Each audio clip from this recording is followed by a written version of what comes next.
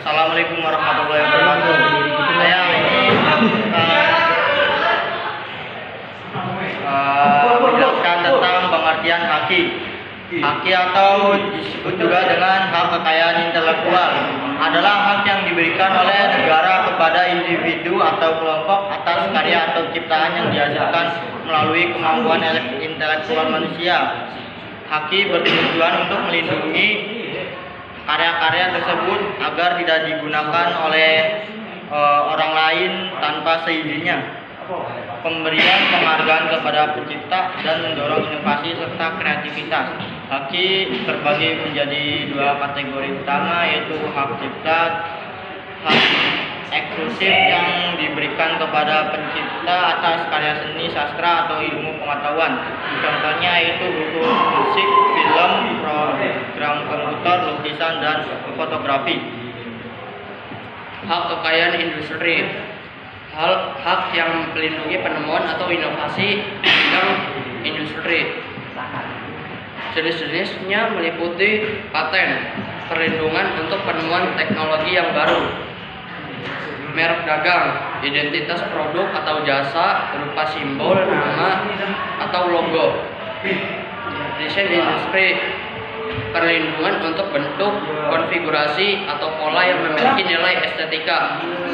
Rahasia dagang, informasi yang memiliki nilai ekonomis dan dijaga kebersihannya. Indikasi geografis, perlindungan atas produk yang berasal dari wilayah tertentu yang memiliki karakteristik khusus. Haki penting untuk mendorong inovasi, memastikan keadilan, dan memberikan keuntungan ekonomi kepada pencipta atau pemilik hak.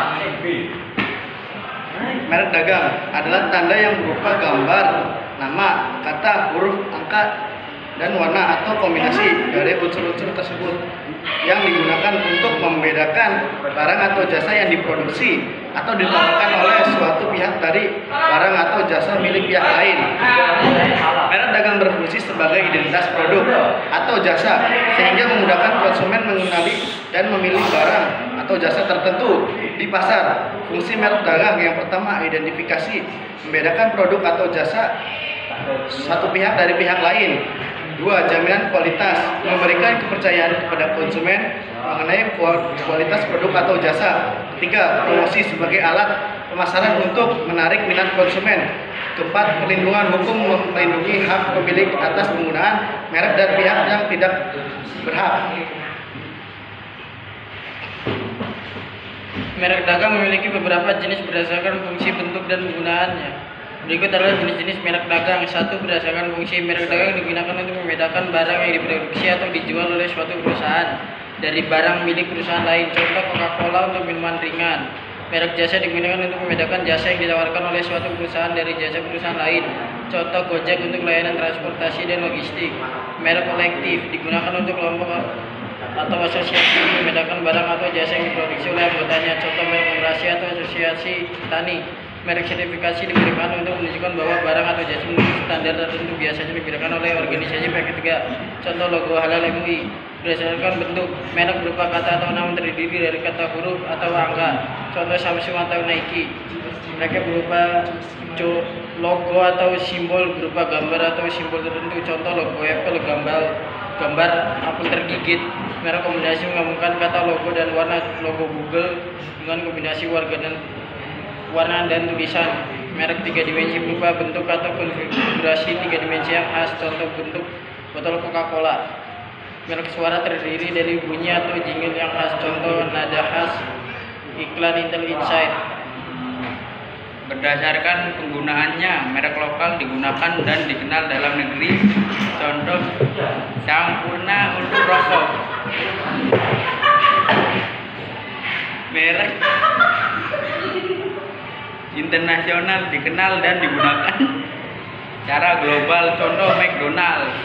Setiap jenis merek dagang memiliki peran penting dalam membedakan produk dan jasa di pasar serta memberikan perlindungan hukum kepada pemilik merek.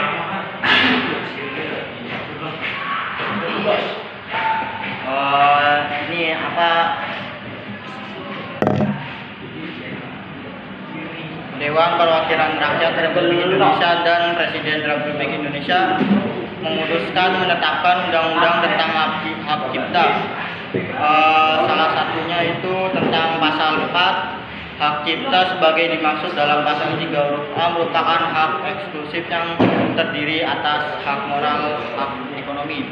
Selanjutnya kalian bisa lihat sendiri, akan ditayangkan foto-fotonya tentang pasal-pasal undang-undang hak cipta.